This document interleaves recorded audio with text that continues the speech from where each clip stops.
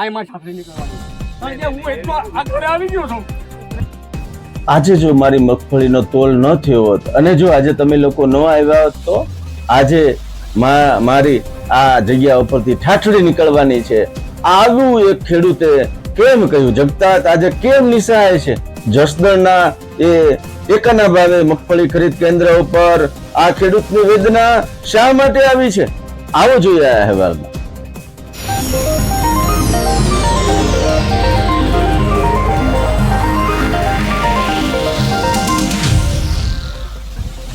નમસ્કાર, evening પોસ્ટના digital page ઉપર હું છું આપની સાથે ફરી એકવાર કુમાર.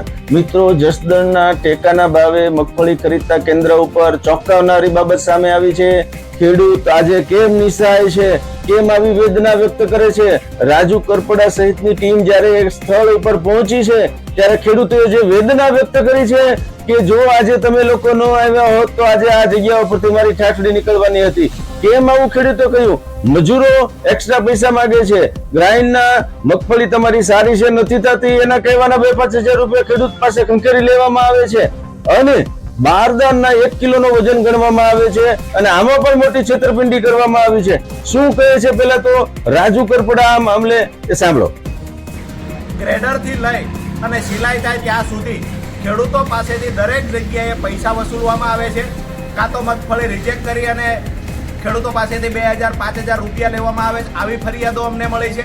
સિલાઈ કરતી વખતે ખેડૂતોને સમયસર છૂટું થવું હોય, ઘરે જવું હોય તો 200-500 રૂપિયા ખેડૂતો પાસે માંગવામાં આવતા હોય, આવી પણ ફરિયાદો મળી છે. પણ સૌથી મહત્વની વાત એ હતી કે જ્યારે ખરીદી થાય છે ત્યારે 35 કિલો મગફળી 1 કિલો બારદાન ગણી અને 36 કિલો બારદાનમાં મગફળી 35 કિલો વત્તા 1 કિલો બારદાન એમ કરી અને 36 કિલો વજન કરવાનો હોય છે. પરંતુ જ્યારે આજે અમે ચેક કર્યું, જ્યારે એક બારદાન મૂક્યું તો 710 ગ્રામનું થયું. એક સાથે 25 બારદાન અમે મૂક્યા તો એ બારદાનનો વજન 17 કિલો 800 ગ્રામ થયો.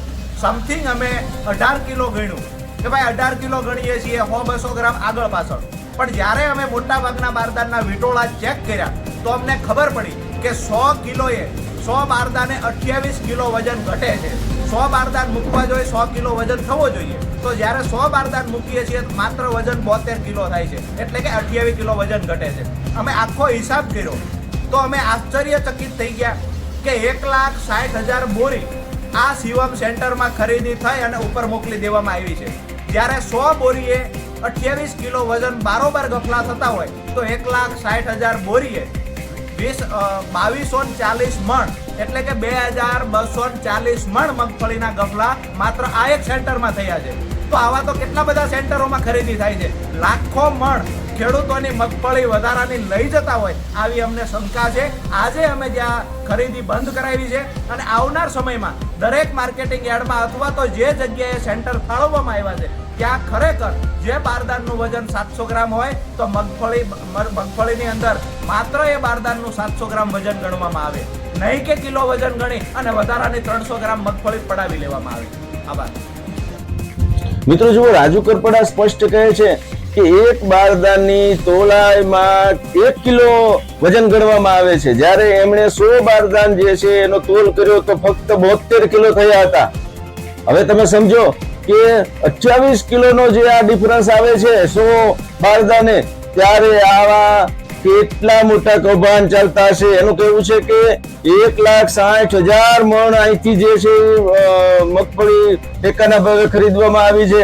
મતલબ 2,200 કિલો મણ જે થતું હોય, પણ તમે વિચાર કરો કે આની અંદર ખેડૂતનું કેવું શોષણ કરવામાં આવે છે. આજે વિઠ્ઠલદાસ હયાત હોત તો શું આ બને? ખેડૂતના નેતાઓ બનીને જે લોકો ફરે છે તે આ વસ્તુ કેમ જાણતા નથી? ખેડૂત આજે કેમ ભાઈ બે સહાય નિસહાય થઈને ફરે છે? કેમ એની આતરડી કકડે છે? ધરતીના પેટાળમાંથી જે ઊભું કરે છે, જે ઉગાવે છે, રાતદી પરસેવો પાડે છે અને જે પોતે આ પાક ઉત્પન્ન કરીને જ્યારે વેચવા જાય છે ત્યારે એમની સાથે આ જે પ્રકારની છેતરપિંડી થઈ રહી છે એને લૂછવામાં આવી રહ્યા છે. કેમ આવું થાય છે? આ ખેડૂતની વેદના સાંભળો તમે પેલા કે એમ કે છે કે હવે હું કંટાળી ગયો છું. જો આજે આ ખેડૂત નેતાઓ ન આવ્યા હોત તો આ જગ્યા ઉપરથી મારી ઠાઠડી નીકળવાની હતી. સાંભળો પેલા શું કહે છે આ ભાઈ. ભાઈ તમારી પાસે 9 વીઘાની ખેતરમાં માંડવી ગાય મેં તમને કેટલા સૂકવા 35,000 રૂપિયા સૂકવા. હવે મેં આ 1.5 લાખ રૂપિયા તો ખાલી મશીનમાં માંડવી કાઢવાના દીધા. મારે એક છોકરો છે ભગવાનજી, અને જો આ માંડવી મારે નથી જોખાણી ને હું ખોટો ને, હું શંભુભાઈ મેઘજીભાઈ પોકર મારું ગામ છે ડોડિયાળા, આમાં છાપરી નહીં કરવાની, આમાં છાપરી નહીં કરવાની. એટલે મારે નહીં સાહેબ, કારણ કે મને હવે આ તો અત્યારે તમે આવ્યા ને એટલે આ બધું ખોખું થયું. તમે નો આવ્યો હોત ને આ માલ મારો રોજો ખાય ને એટલે કોઈ ખોખું થઈ જ જવાનું. કારણ કે હું એટલો આગળ આવી ગયો છું અને મારા બાપા 15 વર્ષ સરપંચમાં ડોડિયાળાની અંદર આખા ગામમાં સરપંચ કરશે મારા બાપા. કોઈ દિવસ એક રૂપિયો કોઈ અમે લીધો નથી. આજે મારી પરિસ્થિતિ એટલી એવી છે કે ખરી કસાબી હતી, ખરી કસાબી હતી.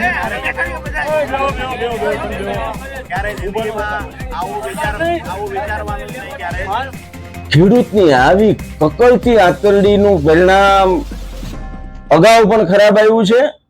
ખેડૂત નેતાઓ આખા ગુજરાતના જે કાંઈ આવા ખરીદ વેચાણ કેન્દ્રો છે ત્યાં જઈને તપાસ કરો કે ખેડૂતને શું મુશ્કેલી પડે છે. જગતાતની આંતરડી કકળે એના પરિણામો હંમેશા માઠા આવ્યા છે. જેમ મેઘરાજા મેઘ વરસાવે છે અને ધરતી તૃપ્ત થાય છે અને જે રીતે અનાજ ખેડૂત ઉગાવીને જે રીતે આપણી ભૂખ ટાળે છે એની જ આંતરડી કકળી રહી છે. સરકાર તમામ કેન્દ્રો ઉપર તપાસ કરાવે કે મગફળીના એ બારદાન એની 1 કિલો વજન નથી તો અત્યાર સુધી જે કાંઈ ખરીદી કરવામાં આવી છે એના વધારાના પૈસા ખેડૂતને પરત મળવા જોઈએ.